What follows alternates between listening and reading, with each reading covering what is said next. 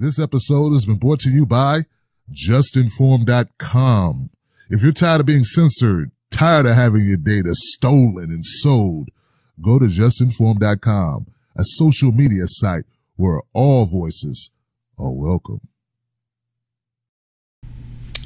What's going on, everybody? Thank you all so much for tuning in to another segment of MCSC, and I am your host, as always, Niko House. I want to thank everybody for tuning in, and also thank everybody who's been on JustNForm.com, who's already registered and created their profile. We've had a lot of great conversations there, and we've really been achieving our goal of kind of getting everybody out of that echo chamber and exposing people to different ideals and ideologies and showing that, you know, you may feel one way and I may feel this way, and usually that answer is somewhere in between if we're willing to have a serious and honest dialogue and look at things from each other's perspectives. And I'm glad that we've been able to achieve that goal. This topic in particular is actually closely related to why we created JustNForm. Because as you know, Donald Trump did something that was pretty tremendous today. He actually got Kim-Jong Un to put in writing that they were going to denuclearize the situation in the Korean Peninsula. It's phenomenal. Is it perfect? No. Has it happened? No. But I want to be very clear about something. You all know what camp I'm in. I'm in the camp of progress. There are a lot of people out there who have co-opted the term progressive and have, I don't know what the hell it means for some people anymore, but I know for myself, progressive means just that, progression. I don't feel like you can be I don't feel like that requires you being either on the left or on the right. When you see progress, you celebrate it. And when you see the antithesis of progress, which is what apparently some people would prefer, then you call it out. And so what I saw today was a man who put his ego aside and got it done. And that's just a fact. And instead of celebrating that, I saw neoliberals critiquing the way he speaks. No, Trump is not the best orator. But what the hell? So your solution, right, instead of being the bigger person, instead of being the bigger people, Trump can be a bully. So your solution to that is, let's show his supporters and show Trump how much better we are by being a bully. Maybe Trump legitimately has a speech impediment. Have you ever thought about that? Like, that could be something that he could have a problem with publicly speaking to people. Believe it or not. And like, that's not something I take lightly, because there are an infinite amount of people out there who have the same problems. Good people. And when they hear you making fun of the way he speaks, how do you know you're not stopping someone else from getting into politics simply because they don't speak well enough? They don't speak well enough by your standards. That is what we're doing now.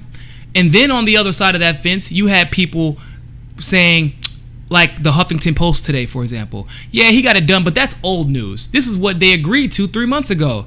So the complaint 3 months ago, however, was, yeah, he got Kim-Jong Un to agree to it and you know, over the phone, but that doesn't necessarily mean that he's going to go to the conference to get it done. And now that it's gotten done, it's old news. Or, well, he didn't specifically outline in the order of A, B, C, and D exactly how it's going to get done, so we can't celebrate it yet. What the hell, people? Is that what do we want our country to fail? I am not the biggest fan of Donald Trump. You all know this. But at a certain point, we have to call a spade a spade. You want a man to fail when there are lives on the line in this particular situation. I'm not naive.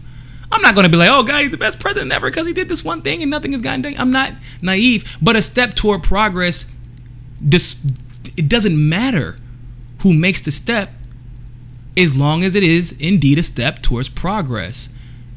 And if you understood how important it was, or how important it is for two people with egos to be able to look to their country and say, I did something fantastic, then you would know that this is a better move for the people of Korea, of North Korea specifically, than it would be to not have anything happen. In fact, we know for a fact, because of WikiLeaks, that Hillary Clinton had no intention of working with North Korea. But you all have conveniently neglected to work that. And then I even saw a site today that said that, oh, Trump is going to go over to North Korea and not talk about human rights, even though even though he's discussing denuclearization.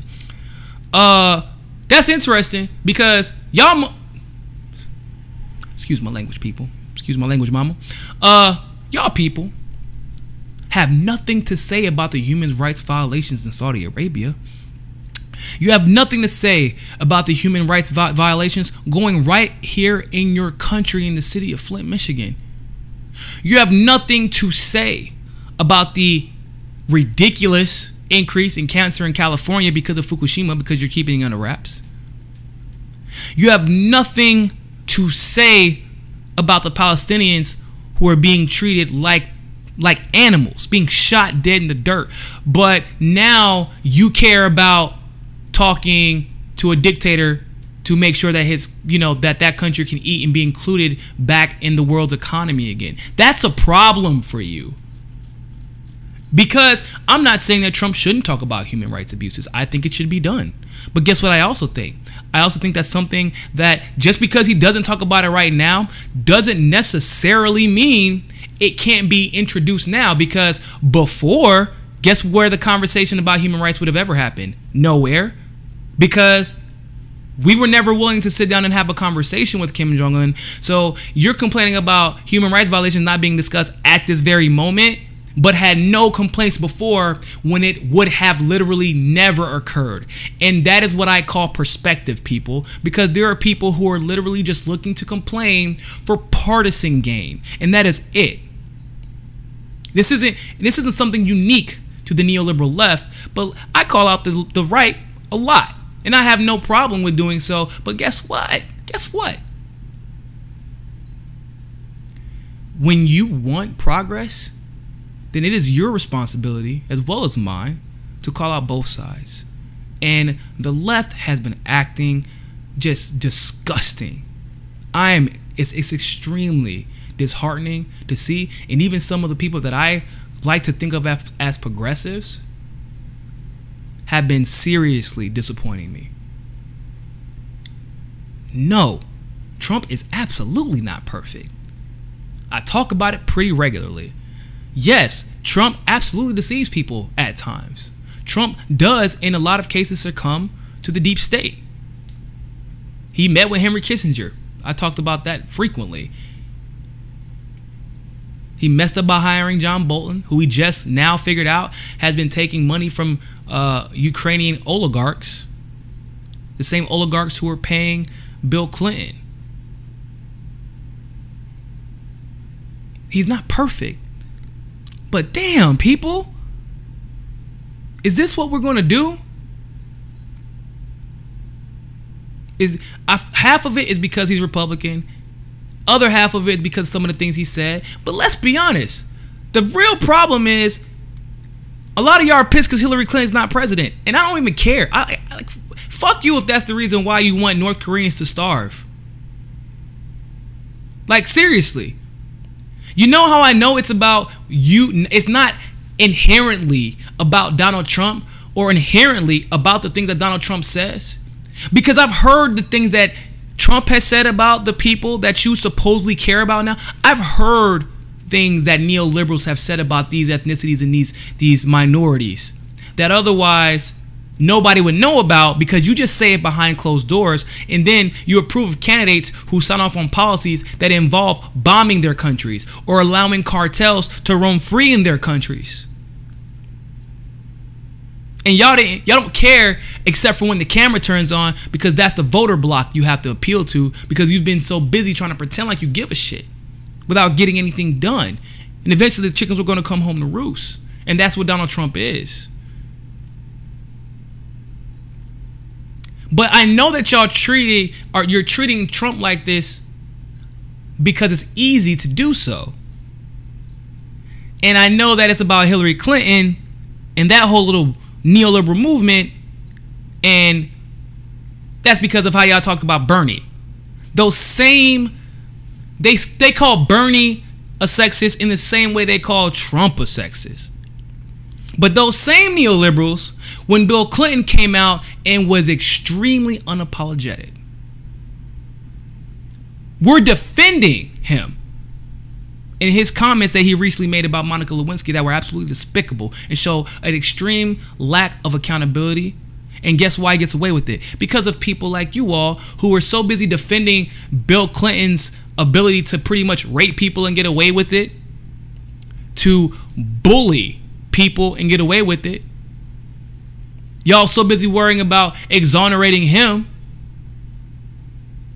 while trashing the idea of progress. When Trump does something that is legitimately bad,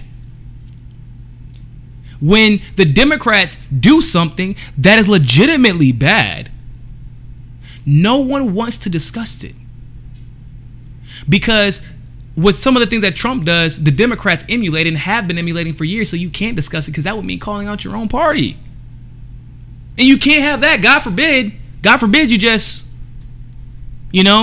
hold people accountable no matter what party they're affiliated with. I'm going to tell you something, people. You better start catching on really fast. This is both for the left and the right. Because at the end of the day, the establishment, to them, it doesn't matter if you have a D or an R beside your name. Because the only sign they care about is a dollar sign. So I do want to say, once again, people, congratulations to Trump on this one. You did good. It's not perfect. I want to apologize on behalf of anyone who calls themselves progressive, who has the audacity to make fun of the way somebody speaks. It's disgusting. It's bullying. It legitimately is bullying. And I don't care. Get upset about it because I call out Trump when he bullies people too. Go to my Twitter. I call him all the time. And I also call him out when he whines because he doesn't get the praise that he wants. That's called snowflaking, bro. That makes you a snowflake when you do that. But guess what? You can't claim to be holier than thou if you're going to do the same thing. But when he's actually doing something, like he's a warmonger. You went from he's going to send us into World War III to why is he working with Kim-Jong Un? Remember y'all used to say 2 months ago, 2 years ago, we were going to go to war with North Korea because of Trump? And now it's why is he working to bring peace in North Korea? What do you want? What do you want? Anyway, go find me on JustNForm, people. Join the MCSC discussion group. And more than anything else, always remember, for the love of freaking God, find your balance. Peace.